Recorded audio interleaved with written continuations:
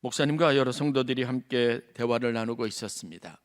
그중 목사님의 말씀을 열심히 들었던 한 성도가 이렇게 이야기를 합니다. 목사님, 저는 참 믿음이 없는 것 같아요. 그리고 머리도 나쁜지 주일날 목사님의 설교를 들으면 이 설교를 오랫동안 기억하지 못하고 그냥 까먹고 마는 것 같아요. 주일날 목사님이 무슨 말씀을 하셨을까 생각을 하려고 해도 잘 정리도 안 되고 머릿속에 잘 떠오르지도 않습니다. 이런 제가 좀 너무 싫기도 하고 목사님에게도 죄송하기도 합니다. 이 이야기를 옆에서 듣고 있던 집사님이 격하게 공감하는 듯 이렇게 말을 덧붙입니다. 저는 지난 30년간 그렇다면 교회를 헛다닌 것 같네요. 그토록 수많은 설교를 들었는데 하나도 기억하지 못하고 있고, 그리고 그 말씀대로 제대로 살지도 못하고 있으니까 말입니다. 성도님, 오히려 제가 더 부끄럽습니다. 목사님, 제가 정말 부끄럽습니다. 이 대화를 가만히 듣고 있었던 목사님이 시적절하게 이렇게 그 대화의 끝에 말씀을 전합니다. 저 같은 경우는요, 지난 30년간 매일같이 음식을 먹었습니다. 그렇다고 언제 무슨 음식을 먹었는지 하나도 기억하고 있지 않습니다. 그러나 지금까지 제가 건강하게 잘 살아남고 잘 지내고 있는 것은 때마다 필요한 음식을 먹었기 때문이 아니겠습니까? 마찬가지로 하나님의 말씀을 듣고 설교를 듣는 것도 들은 것 자체가 우리에게 충분한 영의 양식이 됩니다. 그러니까 지금도 집사님도 성도님도 신앙생활을 잘하고 있는 것 아니겠습니까? 다 기억하지는 못해도 그것이 지금까지의 삶의 신앙생활에 충분한 양식이 되었다는 것만큼은 분명하니까 너무 염려하지 않아도 됩니다.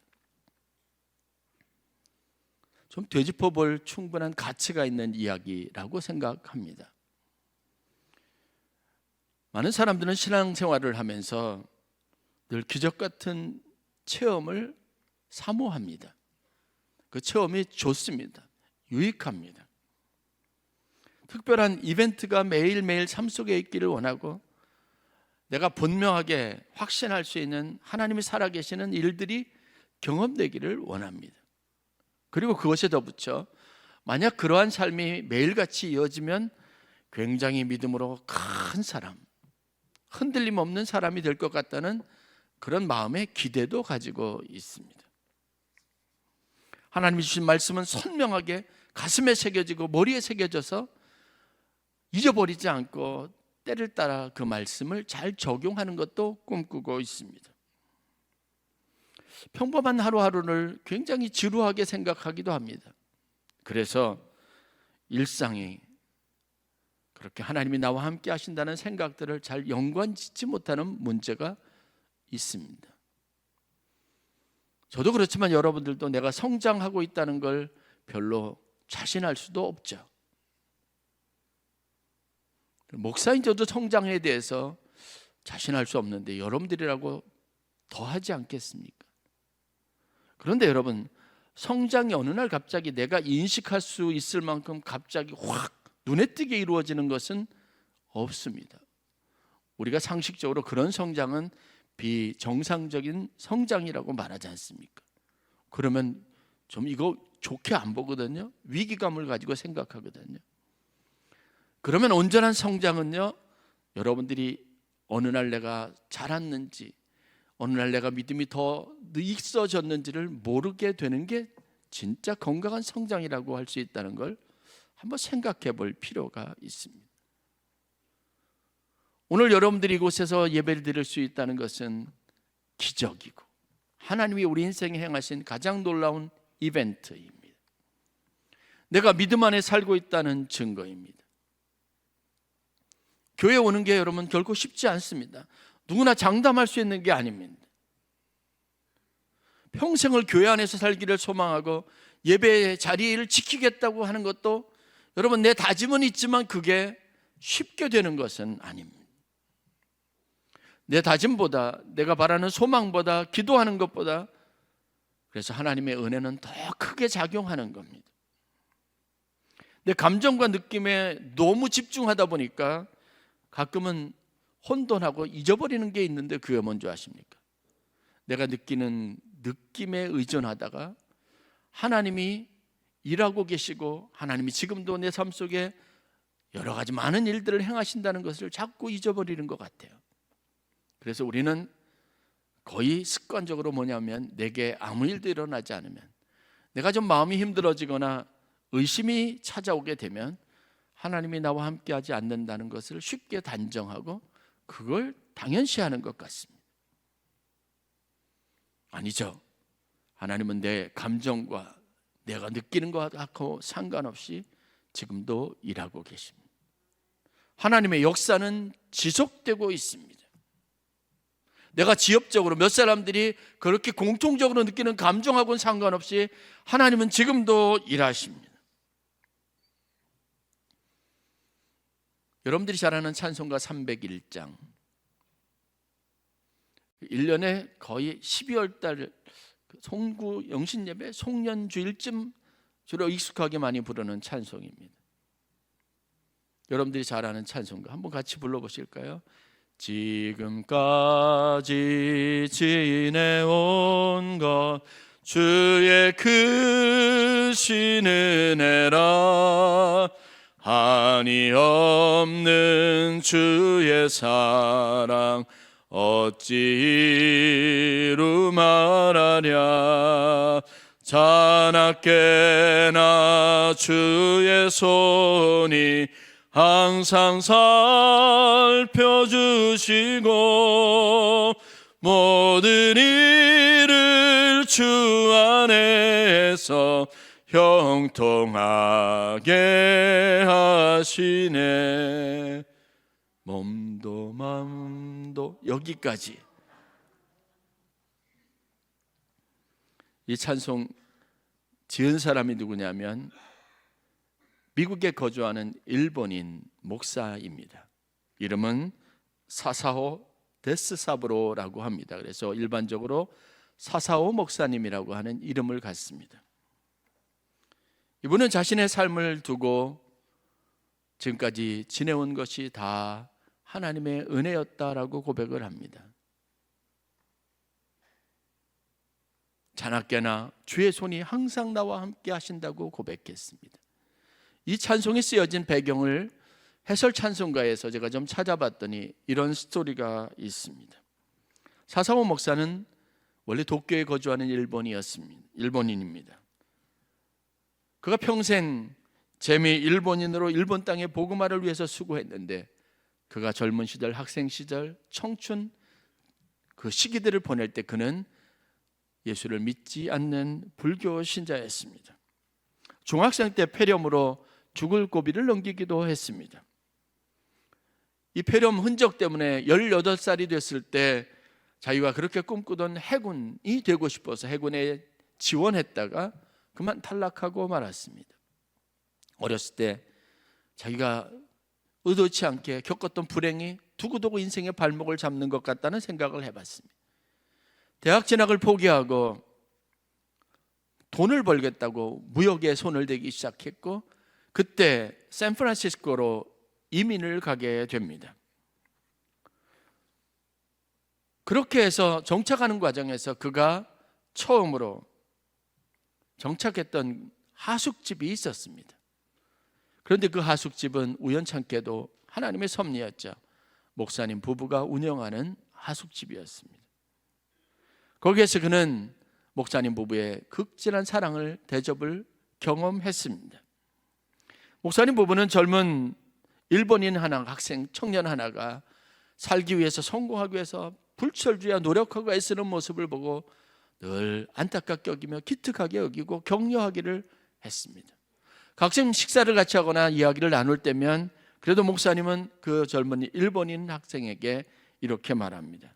사사오 형제, 당신은 성공하기 위해 미국에 왔고 정말 열심히 최선을 다하는데, 그럼에도 불구하고 큰 야망을 이루어도 죽으면 다 끝이라는 걸 알아야 합니다 라고 늘 말하곤 했답니다.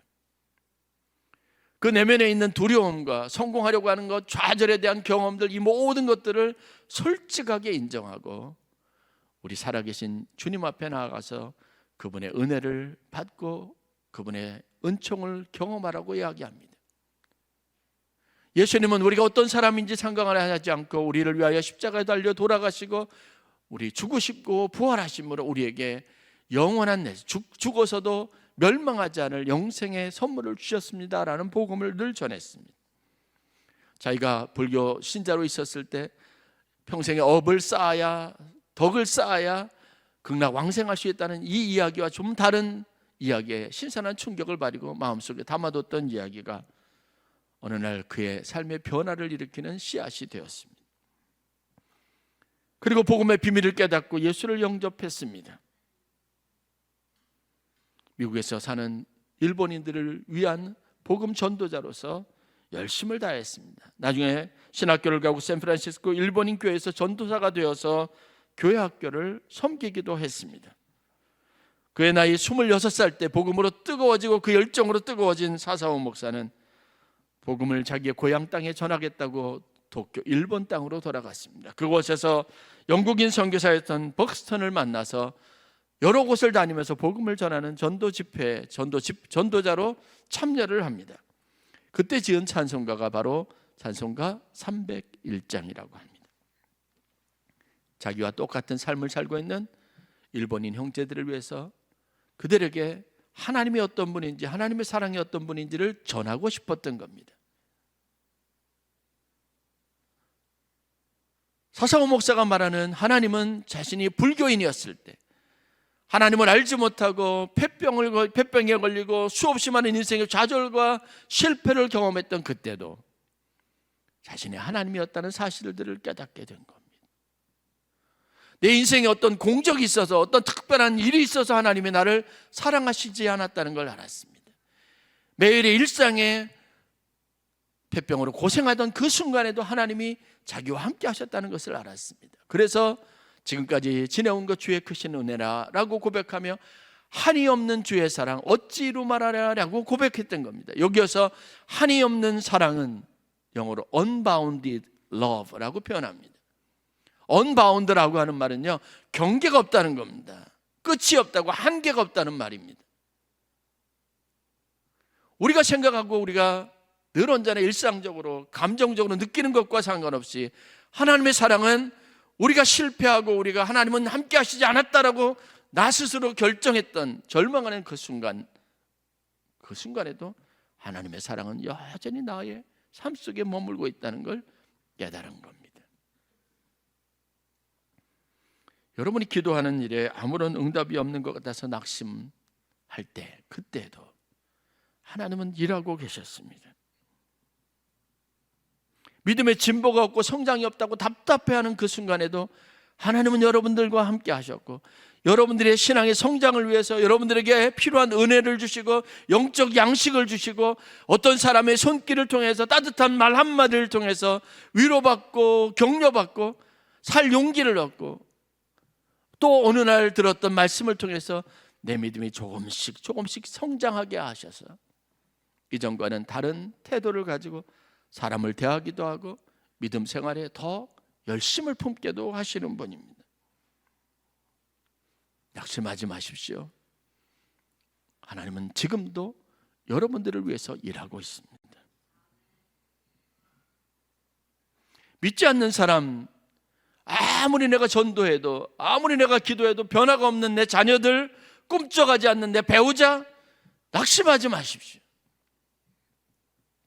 하나님은 일하고 계십니다. 우리가 항상 기도하고 낙심하지 말아야 될 이유를 예수님이 말하지 않습니까? 하나님은 일하고 계십니다. 하나님은 다 듣고 계십니다. 하나님이 일하실 시간을 드리세요. 그리고 여러분들은 그 시간에 그 답답한 마음을 가지고 변하지 않을 남편을 위해서, 꿈쩍하지 않는 자녀들을 위해서 하나님 앞에 기도할 시간을 가지시기를 바랍니다. 저희 교회 새벽기도 나오시는 권사님이 한 분 있는데 5년 전부터 저에게 기도 제목을 하나 적은 쪽지를 가지고 전달해 주시면서 목사님 기도해 주세요. 그러니 저는 그분이 오면 새벽 시간에 와서 기도하는데 뭘 위해서 기도하는지 알게 되죠. 그래 같이 기도하게 됩니다. 그 기도 제목은요, 나이가 많은 딸들이 있는데 결혼할 생각을 하지 않는 거예요. 결혼하게 해달라고 기도하는 겁니다. 좋은 배우자를 만나게 해달라고 기도하는 겁니다. 처음에는 1년, 2년 물어보고 어떻게 해? 좀 소식 있나요? 누구 만나기라도 하나요? 아니요, 목사님. 전혀 생각을 하지 않아요. 기도해 주세요. 기도해 주세요. 그러길 5년. 그러니 전혀 움직이지도 않고 결혼할 생각은 갖지도 않고 마음도 먹지 않는 이 답답한 자녀들을 보면서 여러분 얼마나 마음이 힘들겠어요. 낙심이 되겠어요. 저는 그 생각을 하면 참 하나님 너무하시다는 생각이 들 때도 있습니다. 그런데 돌이켜보니까 그것 때문에 권사님이 누리는 축복이 있더라고요. 그것 때문에 매일 하나님 앞에 나와서 10분, 30분, 1시간 기도할 수 있는 영적인 유익을 얻는 겁니다. 여러분 그런 동기가 여러분들 앞에 없다면, 하나님 앞에 나아갈 이유가 없다면 여러분 영적 생활이 되겠습니까? 그 사람이 변하지 않아도 하나님은 여러분들 안에 은혜를 공급하시고 여러분을 성장시키는 겁니다. 너무 눈앞에 있는 사실 때문에, 현실 때문에 절망하지 않아야 합니다. 오히려 낙심하지 말고 더 기도에 힘써야 하는 겁니다. 나락골이 말이 아니고 세상이 앞으로 여러 통계 수치가 현실적으로 우리를 절망하게 합니다. 우리가 마음속에 바라고 원하던 그런 일들은 어떻게 보면 이루어지지 않을 수도 있습니다. 왜요? 우리가 머릿속에 선명하게 기억하는 복된 날이라고 하는 것은, 가장 좋았던 시간들은 언제냐면 과거의 그날에 있었던 거예요. 그런 과거의 그런 순간과 그런 완벽한 조건이 여러분들에게 만들어지겠습니까? 안 돼요. 그런 일은, 그런 날은 전혀 없습니다. 그런 얘기 들어보셨죠? 가장 젊을 때가 언제라고요? 지금이에요. 돈을 열심히 모아서 보톡스를 맞고 뭔가 임모들을 하고 뭐 여러 가지 해도 가장 젊었을 때는 지금이에요. 우리가 인생에 가장 행복하고 아름다웠던 시간은 과거의 시간인데, 과거의 그 똑같은 느낌을 여러분 다시 가질 수 있다는 것은 거의 불가능한 일입니다. 현실은 여러분들에게 그것을 허락하지 않습니다. 정직하지 못하고 현명하지 못한 여러분의 감정과 생각에 믿음을 거기다 두지 말고 하나님의 선하신 역사하심과 그분이 살아계신다는 사실에 여러분의 믿음의 근거를 두는 지혜가 있기를 간절히 축원합니다. 여러분들이 그것 때문에 기도할 수 있다는 것은 축복입니다. 여전히 응답되지 않아서 기도를 계속해야 된다는 것을 불행하다고 여기는 마음을 바꿔보세요. 그런 자식이 있어서, 그런 사연이 있어서 여러분들이 더 기도하는 겁니다. 가끔 어떤 분들은 저한테, 목사님한테 바쁘신데 자기 근심거리 하나 더 얹어드리는 걸 짐이라고 짐을 지우는 거라고 생각해서 기도 제목 말하지 못했어요, 이런 분들이 있는데 그건 오해입니다. 천만의 만만의 말씀입니다. 잘못 생각하신 겁니다. 제게 더 큰 유익을 주는 겁니다. 제 삶에 더 큰 영적 성장, 하나님과 가까이 지낼 수 있는 10분의 더 기도 시간을 주는 겁니다. 미안해하지 마세요. 저를 더 복되게 하는 겁니다. 삶을 있는 그대로, 여러분 느낌 그대로 바라보지 마시고 하나님이 주시는 영적인 축복, 하나님 우리에게 바라시고 원하시는 말씀의 틀 안에서 보는 지혜를 가지고 살아가실 수 있기를 바랍니다. 성도들 간에 여러분 서로 좋은 짐을, 거룩한 부담을 지우는 것은요, 서로에게 놀라운 축복입니다. 나를 위해서 기도해 달라고 해야 돼요. 그건 그 사람을 위해서 복된 겁니다. 속장님을 괴롭혀야 돼요. 그 사람에게 선을 쌓고 하나님의 은혜 안에서 사랑을 베풀고 믿음으로 섬길 수 있는 기회를 제공하는 겁니다. 그렇다고 너무 얄미있게 하지는 마시고 무례하게 하지도 마시고요.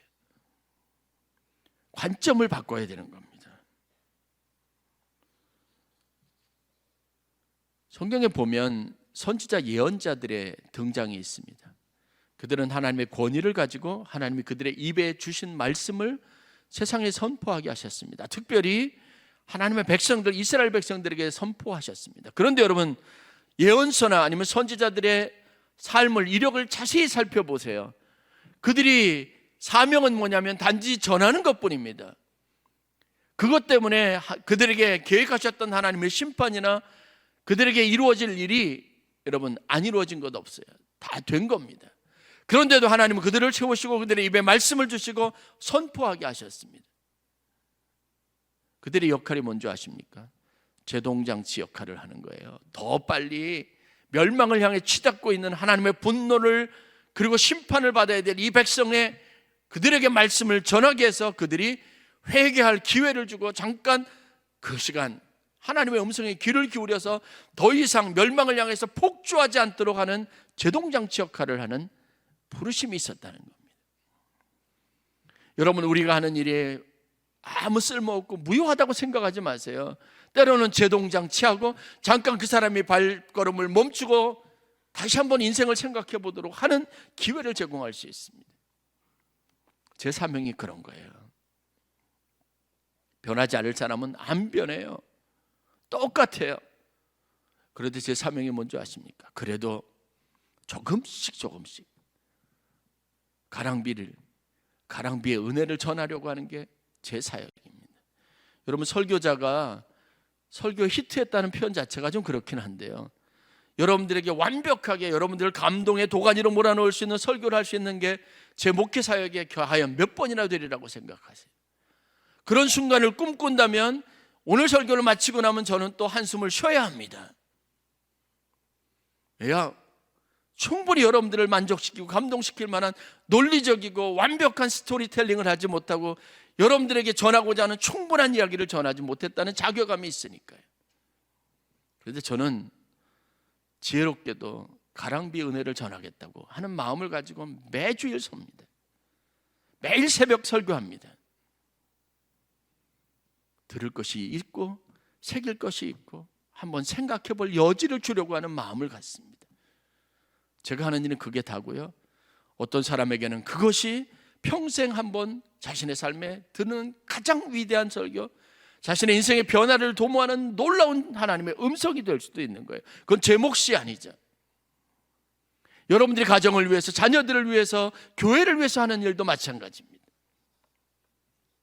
기적이 아니라 하나님이 내게 주신 사명에 그 사명을 이루는 일을 하는 겁니다. 그리고 우리가 하나님의 일할 시간을 벌어들이는 거죠. 그게 우리의 사명입니다.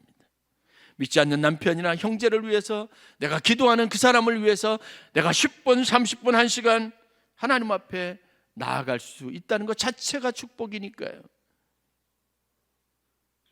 그리고 그 시간을 기도의 시간으로 채울 수 있다는 게 우리가 충분히 감사할 이유입니다. 그건 원망이나 불평거리가 아닌 겁니다. 제가 보기에 여러분들은 충분히 성장하고 있습니다. 여러분들은 느끼지 못할 뿐입니다. 제가 저희 아내와 이야기할 때 우리 교회 성도님들이 많이 성장했다. 여러분들은 절대 알 수 없어요. 안다는 것은요, 그거는 여러분들이 비정상적인 거예요. 이상해진 거예요. 여러분들은 많이 성장했습니다. 충분히 성장하고 있습니다. 제가 이렇게 확신할 수 있는 이유는 하나님의 은혜가 여러분들을 성장시키고 있기 때문에 그렇습니다. 그런 관점에서 사도 바울은 오늘 에베소에 있는 교인들에게 편지하는 겁니다. 그가 말하고 하자 하는 요지는 무엇인 줄 아십니까? 그리스도 안에서 성도들이 함께 연합하고 함께 성장해야 한다고 하는 겁니다. 우리의 최종 목표는 그리스도의 장성한 분량에까지 이르는 겁니다. 거기까지 차는 거예요. 그리스도의 온전함처럼 우리도 온전해야 한다는 겁니다. 그 목적을 가지고 함께 하자고 권면합니다. 그건 어느 순간에 이루어지는 게 아니라 함께 이루어야 할 목표입니다. 그래서 바울은 두 가지를 권면합니다. 첫 번째는 우리가 그리스도 안에서 함께 연합해야 한다. 하나가 돼야 한다. 이 메시지의 의미, 행간을 잘 읽어볼 필요가 있어요. 목사의 마음과 장로님의 마음이 똑같아지는 게 하나 되는 게 아니에요. 그럴 일은 절대 없습니다. 어떤 사안을 바라보는 생각이 달라요. 제가 하는 목회 순종한다고 해서 여러분 다 순종적이지 않습니다. 그런 순종은 의미가 없어요. 그거는 독재 국가에서도 잘 안 되는 겁니다. 그럼 우리가 어떻게 하나 연합하느냐? 바울은 분명하게 이렇게 말합니다. 하나님의 아들을 믿는 것과 아는 것에 하나가 되는 게 연합이라고 말입니다. 저나 여러분이나 똑같이 우리가 어떻게 다 더 믿음 있는 삶을 살까? 하나님이 어떤 분인지 더 알아가기 위한 열정을 가지고 그 일에 같이 열정을 품는 게 하나됨이라고 말하고 있습니다. 여러분 성장하기를 원하는 것, 저도 여러분도 성장하기를 원하는 것, 어제보다는 오늘 더 믿음 있는 걸 다 열망하는 게 그게 교회가 하나됨을 추구하는 거라고 정의하고 있습니다. 두 번째는 세상의 사람들의 속임수와 간사한 유혹과 세상의 풍조에 빠져들지 말아야 한다는 겁니다. 그렇게 하기 위해서 바울이 제안하는 게 뭔지 아십니까? 어떤 사람은 이것과 맞서 싸워야 된다고 말하는데 바울은 그렇게 말하지 않습니다. 사랑 안에서 참된 것을 하고 마땅히 해야 할 일들을 중단하지 않고 하는 게 바로 온전하게, 완전하게 거룩해지는 비결이라고 말합니다. 이건 제 목회 철학이고 제 설교를 들을 때 매일같이 듣는 얘기야 이겁니다. 악은 어떻게 이긴다고요? 선으로 이기는 겁니다. 여러분들이 세상의 풍조에 빠지거나 죄의 유혹에 빠지지 않기 위해서 여러분 절제하고 힘써서 여러분 맞서 싸워야 된다고 제가 말씀드리지 않습니다. 하나라도 선한 일이 무엇이고 하나님이 기뻐하시는 일이 무엇인지를 머릿속에 채우고 마음속에 그 관심이 여러분들에게 가득 차 있으면 여러분들은 선한 사람이 되는 겁니다. 거룩해지는 겁니다. 온전해지는 겁니다. 서로 험담하고 부정적인 이야기를 해보십시오. 여러분 그 이야기 속에 여러분들의 마음이 악해지는 거예요. 우리가 무엇을 할까? 교회를 위해서, 저 사람을 위해서 함께 기도하자, 함께 우리가 돕자, 이런 마음에 여러분 악한 것이 들어갈 수 있겠습니까? 없습니다. 바울은 교인들에게 하나 되어 연합하고 그리스도의처럼 온전하게 지어져 가기 위해서 사랑 안에서 참된 것을 하고 우리가 마땅히 행할 것을 행하자라고 권면하고 있는 겁니다. 그게 바울이 가지고 있는 확신입니다. 바울은 그것을 믿었습니다. 왜냐? 자기가 그런 경험을 했으니까요. 바울은 어떤 사람입니까? 바리새인이고 율법 교사고 완벽한 하나님의 사람이라고 생각했습니다. 그런 그가 어느 날 무엇을 하고 있어요? 사람을 잡아다 죽이는 일을 하고 있잖아요. 자기가 그런 사람일 거라는 생각도 하지 못했지 않았습니까? 우리가 그래요. 그래서 이런 것으로는 자기가 그리스도의 온전함으로 잘할 수 없다는 것을 인정합니다. 그는 자기가 선교 사역을 하면서 하나라도 더 복음을 전하고 한 사람이라도 믿음의 길을 서게 하도록 하는 열정적인 시간을 보내면서 내 안에 선을 행하는 의지가, 하나님의 거룩함을, 온전함을 닮아가고 싶은 의지가 매일매일같이 불같이 일어나는 것을 경험한 겁니다. 교회는 그렇게 되는 겁니다. 세상이 어떤 악으로 가더라도, 세상에 있는 모든 교회가 문을 닫아도 우리가 가져야 될 소망은요, 우리가 품을 수 있는 소망의 근거는 우리가 하나님의 자녀 되기를 원하고 교회가 교회 되기를 원하고 우리 안에 있는 빛의 찬란함과 빛의 아름다움을, 여전히 세상은 살만하다는 이 소망을 사람들에게 전하고 싶은 성도들의 열망이 있으면 교회는 빛인 겁니다. 존재에 충분한 가치를 갖는 겁니다. 이런 부흥과 성장을 함께 꿈꿀 때 교회는 교회답게 되는 겁니다. 우리는 하나님의 자녀, 빛의 자녀라고 말할 수 있는 겁니다. 네덜란드 소년 한스 브링커라고 하는 소년의 이야기가 있습니다. 영국 동화 작가 메리 엘리자베스가 이 동화를 써서 소개했습니다. 시대적인 배경인 네덜란드. 그 소년의 이름은 한스 브링커.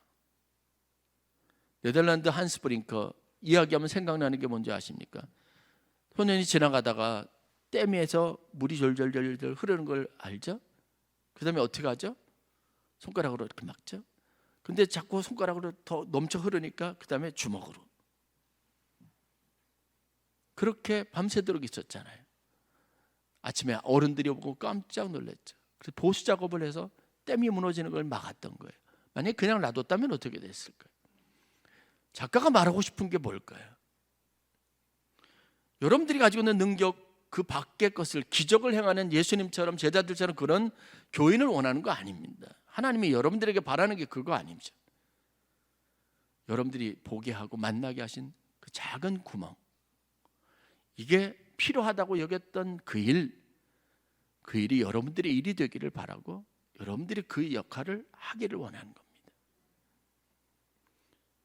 목사로서 교회에서 여러분들에게 기대하는 건 바로 그겁니다. 여러분이 있는 자리에서 여러분들이 해야 할 일을 하고 있으면 되는 겁니다. 성가대 인원이 많이 늘었는데 제가 성가대에 막 갖다 앉힌 거 아닙니다, 여러분. 그 자리 그냥 앉아있는 사람들이 하나 둘씩 모여든 겁니다. 이건 캠페인으로 된 거 아닙니다. 주일날 저희 교회 안내위원들 보시죠. 그냥 된 거 아닙니다. 제가 뭐 하자고 막 해서 한 것도 아닙니다. 그냥 자연스럽게 된 겁니다. 그래서 그 역할을 좀 더 세분화하고 조직적으로 한 것뿐입니다. 제가 권장로님한테, 차권사님한테 주차 봉사해달라고 떼쓴 거 아닙니다. 저분들이 해야 되겠다고 필요가 생겨서 그 자리에 쓰신 거고, 그러니까 저는 당회 자료에 주차 봉사위원 쓴 겁니다. 찬양대원들도 마찬가지죠. 찬양하고 싶다는 얘기했으면 여기서 찬양하세요. 그전엔 성가대원들이 여기 앉아서 옷 벗고 내려가서 찬양하다가 또 올라가서 옷 입고 그러는 게 있어서 그게 우리 사람이 없으니까요. 그래서 그거 하지 않고 찬양대원, 두나미스 찬양단이라고 할 수 있는 분들 세운 겁니다. 드럼 주자 해서 제가 드럼 잘 치는 사람 불러온 거 아닙니다. 어느 날 자기가 불러왔습니다. 드럼 치는 겁니다.